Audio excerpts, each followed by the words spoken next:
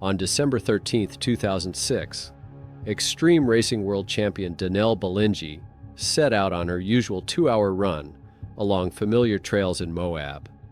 52 hours later, her name would be known to every rescue service in the American West, and her story of survival would become legendary. Between these two moments, a fall would occur that would break not only her bones, but also all notions of what human willpower and canine loyalty are capable of.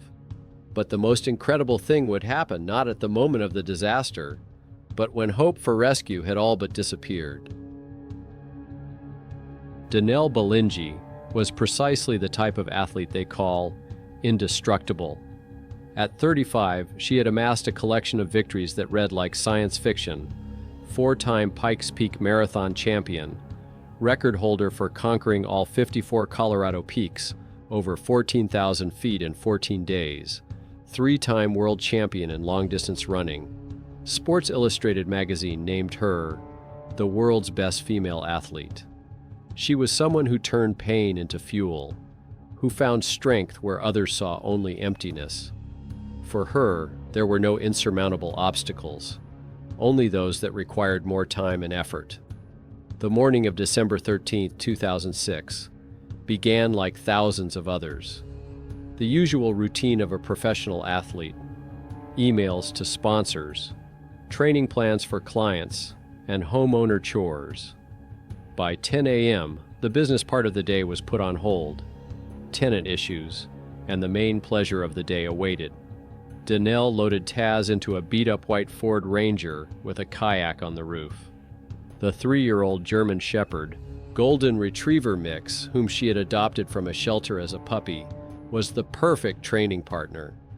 His boundless energy perfectly matched her lifestyle. A stop at Burger King for a missed breakfast, chicken sandwich, fries, coffee. Taz got his share. He always did. Clouds hung low over the red rocks of Moab, creating perfect cool weather for running. The plan was simple: an 8-mile loop on familiar trails. Start on the biker-popular Amos Back Trail. Turn off before the top of Mesa. Follow the forgotten Main Schwipper Jeep Trail. Descend into a hidden canyon and return to the truck. Danelle left her phone locked in the car with her wallet. She didn't tell anyone her route. It seemed like an unnecessary precaution for a 2-hour run in familiar territory. She put a bottle of water, 2 packets of raspberry energy gel, an MP3 player, and a shower hood in her waist bag in case it got cold. Light equipment for a light run. The decisions that would prove fatal in the next few hours were made with complete confidence in their safety. Danelle parked at the Amos Back Trailhead, but didn't stop there. She knew the route too well, perhaps too well for her own safety. The decision to drive another 1/4 mile to the rough parking lot at the edge of the cliff seemed like a sensible way to save time. It was a slight adjustment to their usual plan that should have cut the total running time by a few minutes. Taz jumped out of the truck with his usual enthusiasm, ready for adventure. In 3 years of training together, he had learned to read her moods and plans. Running, hiking, kayaking, he was prepared for anything. At 12:15 p.m., they set off along a network of trails carved into the desert rock like ancient arteries. No one saw them disappear among the red rocks. The first hour went perfectly. Danelle's breathing remained steady, her pace comfortable. She covered 5 miles, drank half her water, and felt great. Taz ran alongside her, occasionally sprinting ahead and then returning, a familiar game that was part of the joy of their training together. Everything pointed to this being just another routine run in a collection of thousands before it. The climb up the familiar slope began as usual. Danelle was climbing the same route she had taken dozens of times before. The rocks were wet from the morning dew, with a thin layer of ice glistening in places. She was aware of the danger, was careful, and checked every step. For an athlete of her caliber, such conditions were a familiar challenge, requiring extra attention but posing no serious threat. At 1:20 p.m., her right foot stepped on what looked like solid ground. Hidden beneath a thin layer of lichen was black ice, invisible, treacherous. merciless. Her foot slipped instantly. Danelle tried to regain her balance, but the volcanic rubble beneath her feet turned into a slippery trap. Every attempt to grab hold only accelerated her slide. The slope here ran along the very edge of the cliff. The safe passage was no more than 5 feet wide. Only she knew what happened in the next fateful seconds. The slide turned into a fall. The free flight was replaced by a series of blows against the stone ledges, 60 feet down through 3 consecutive terraces, each 10-25 feet lower than the previous one. The silence that followed the roar of falling rocks would be broken only by faint sounds from the depths of the canyon. Sounds that would change the lives of many people and prove that the bond between humans and animals can overcome any obstacle. The first few seconds after hitting the rock ledge brought a strange sense of relief. Danelle lay motionless and took a quick inventory of her body, a ritual taught to all extreme athletes. Right arm responsive. The right leg is moving. Left arm okay. The left leg is responsive. No numbness in her spine, no black fog in her mind. Her first thought was encouraging. I'm not dead. I'm not paralyzed. Taz reached her first, breathing heavily from the descent down the steep slope. His brown eyes were full of concern, but he didn't understand the magnitude of what had happened. He sniffed her, whimpered softly, and tried to lick her face.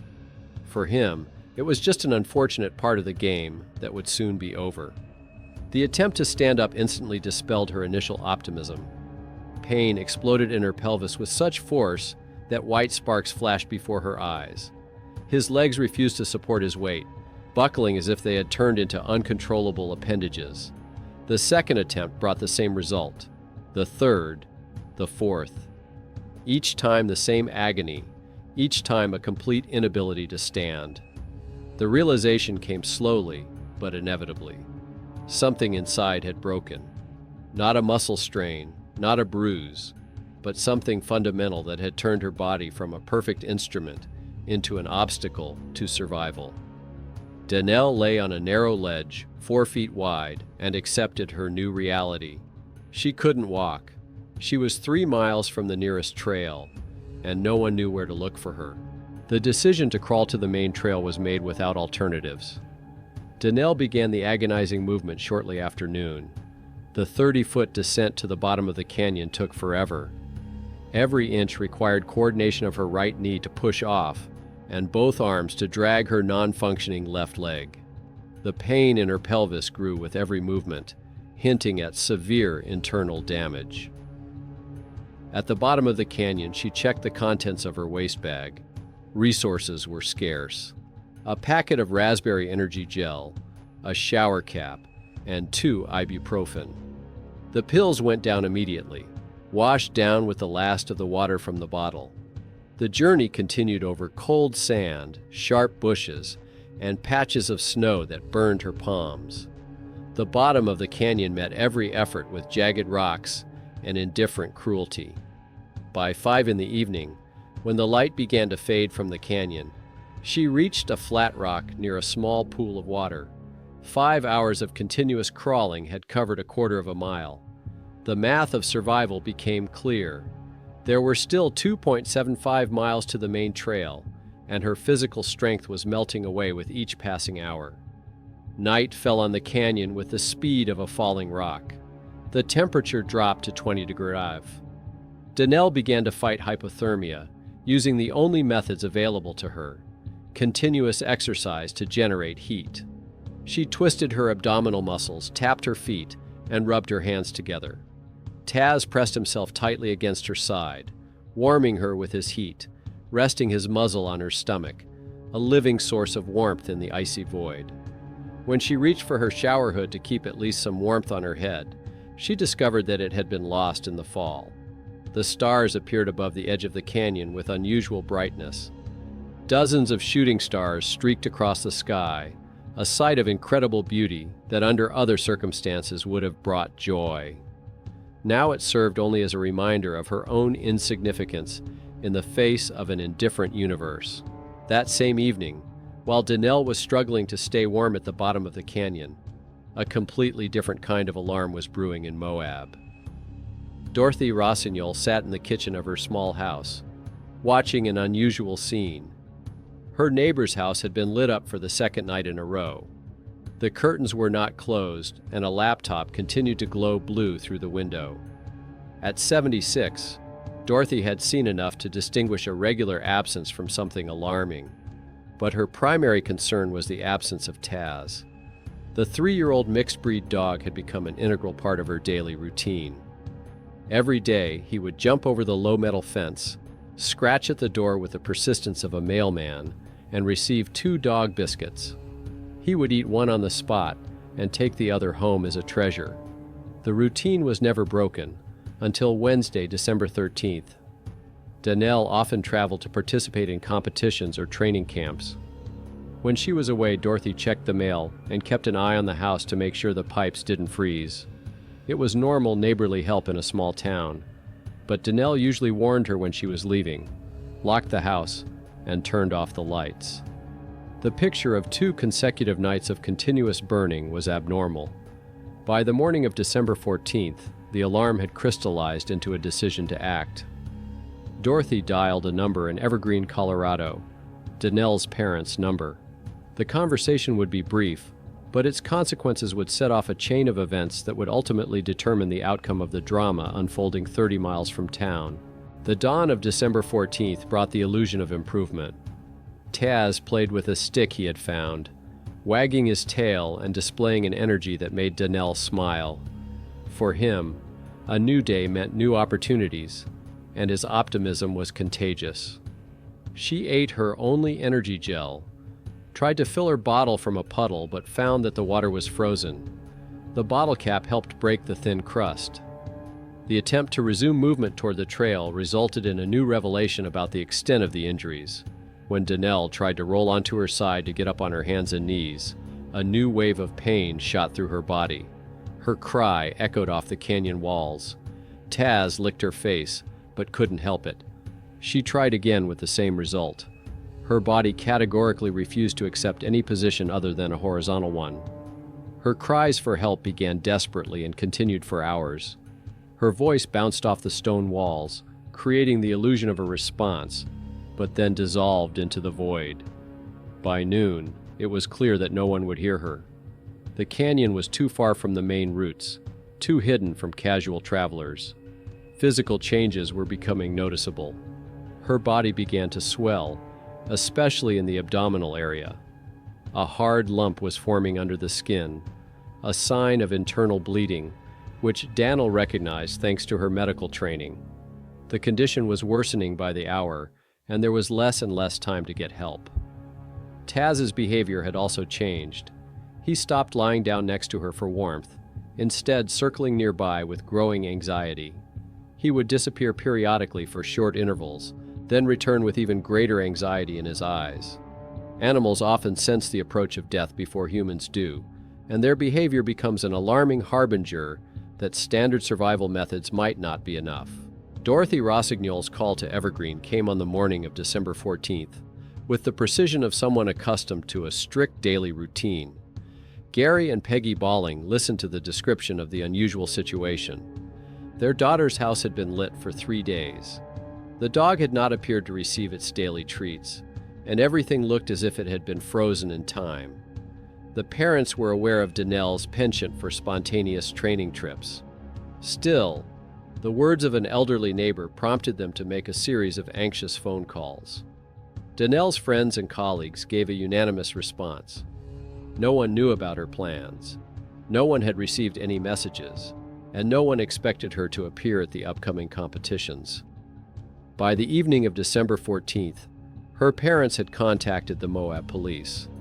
Formally, the deadline for declaring a person missing had not yet passed, but the combination of circumstances demanded attention.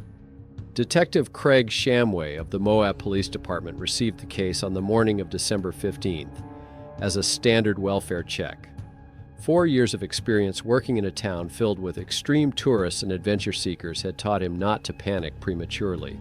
The house was left open and the car was missing. Situations like this happened on a weekly basis.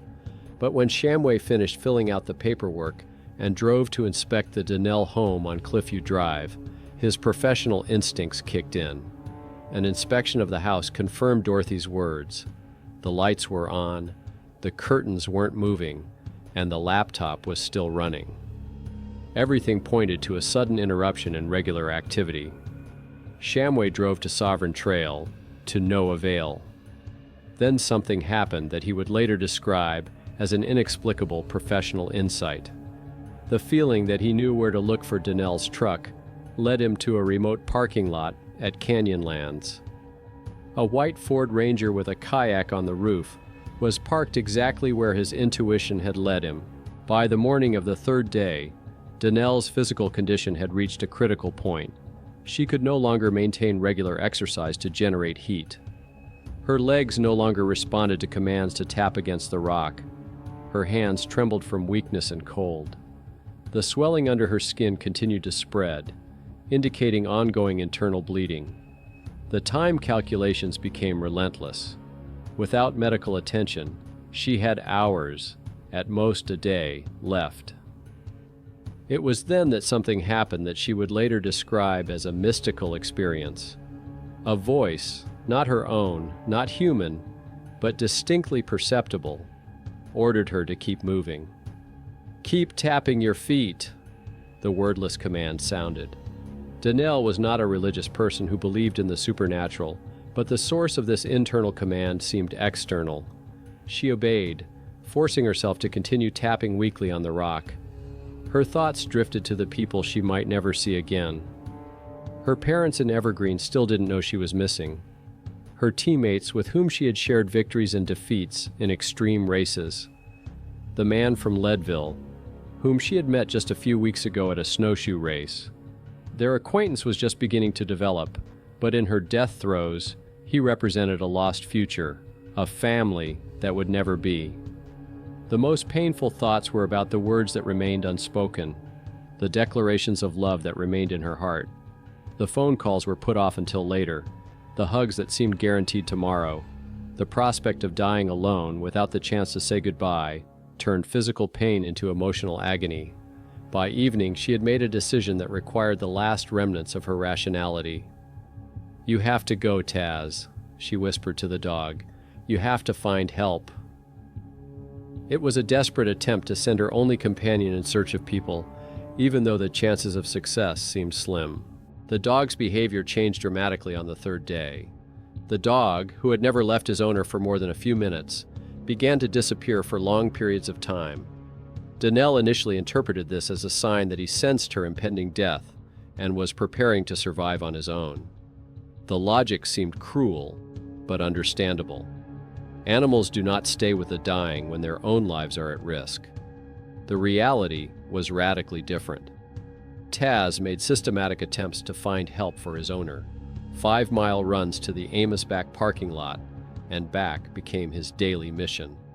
He ran to civilization, looked for people, then returned to Dannel to check on her condition before setting off on his next expedition. 3 days without food could not stop his determination. His last visit to his mistress brought an unexpected change in his behavior. Instead of his usual anxiety, Taz began to wag his tail. His posture changed from depressed to playful. He looked toward the exit of the canyon with the look of a dog who knows an important secret. Donnell, semi-conscious from blood loss, couldn't interpret these signals. But Taz sensed what human senses had missed. The sounds of ATV engines in the distance, voices echoing off the stone walls, smells carried on the wind from a large group of people with equipment. The rescue operation had begun, and he was the only one who knew about it. The final race to the parking lot would be the most important one of his life. This time, the goal would not be to search for people, but to bring those who had already been found to the place where his mistress was dying. On December 15th at 2 p.m., the Grant County Search and Rescue Service gathered at the Amasaback parking lot. 12 experienced rescuers, led by John Marshall, studied the area's maps and planned search areas. The discovery of the truck narrowed the location down to a few square miles of rugged terrain. Still, even that area required days of systematic combing.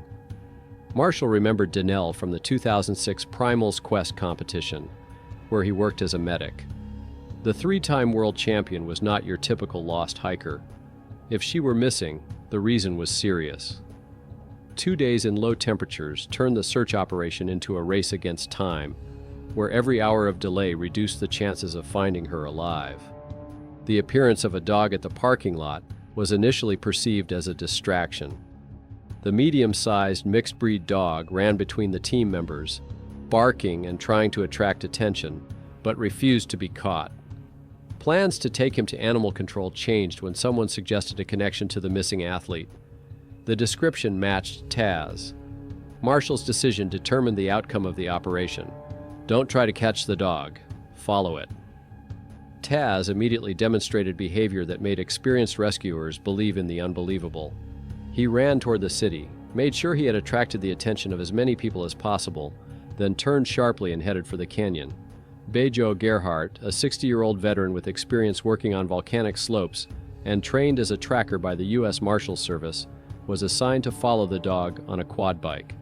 What he would discover in the next half hour would go down in history as one of the most dramatic rescues in Grand County history and prove that the bond between humans and animals can transcend the boundaries between life and death. At 3:38 p.m. on December 15th, Bejo Gerhardt stopped his ATV at the edge of a rocky ledge and looked down. What he saw shook him to his core.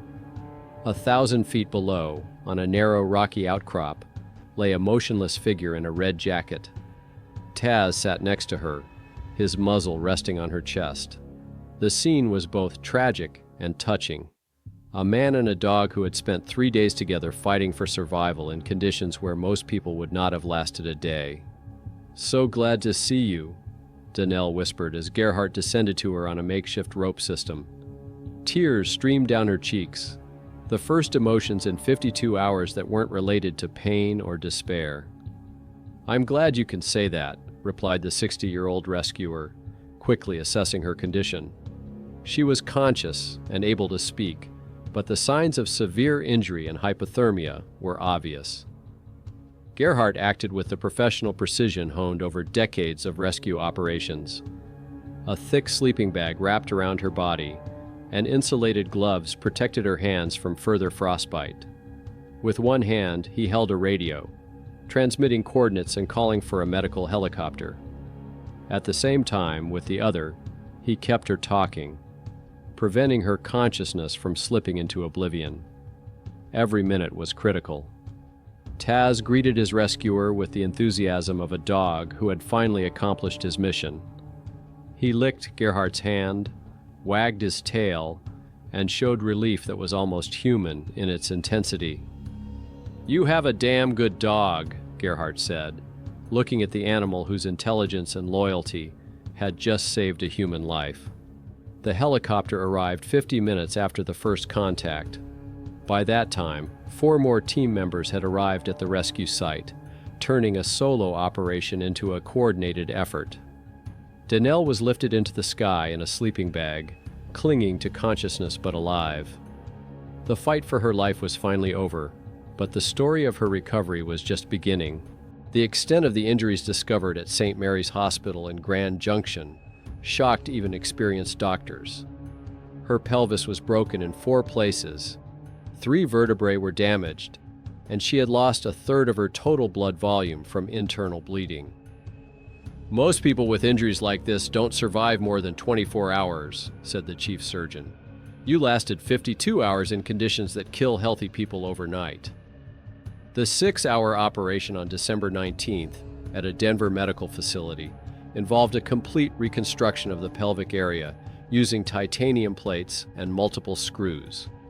The surgeons worked with the precision of jewelers, piecing together the bone structure from fragments. The prognosis remained cautious. Doctors could not guarantee that she would be able to walk, let alone return to her professional sports career. The emotional climax came during filming for the Today Show. Donnell met Taz in her hospital room in front of television cameras. The dog, who had not seen his owner since she was evacuated by helicopter, showed joy bordering on ecstasy. The reunion scene brought tears to the eyes of the film crew, and millions of viewers who had been following the rescue story. Her recovery turned into a marathon of willpower.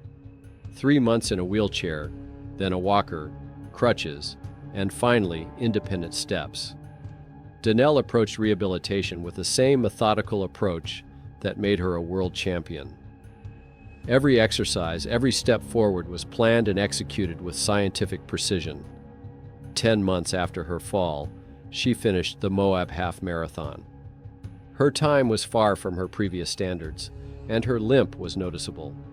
Still, the fact that she participated was symbolic. The spectators gave her a standing ovation that lasted several minutes. For many in attendance, it was proof that the human will can overcome any physical limitation. Taz received the National Hero Dog Award from the American Society for the Prevention of Cruelty to Animals and became the subject of numerous documentaries and children's books. His story was used in search and rescue training programs as an example of how animals can actively participate in rescue operations. But for Danelle, all the awards and recognition were secondary to the simple fact that when she was alone in the darkest moment of her life, Taz did not abandon her. In 2011, Danelle became director of the Moab Trail Marathon and included the site of her fall in the official race route. The section was named Taz Canyon, a tribute to the dog who proved that loyalty is measured not by words, but by actions. Every year on race day, 2 rescuers from the original team, including John Marshall, work at an aid station near the spot where Danelle was found. The story ended with a wedding to B.C. LaPrade, the man from Leadville she thought about during her darkest hours.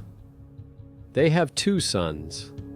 The family opened a small restaurant in Moab, turning it into a meeting place for athletes and outdoor enthusiasts.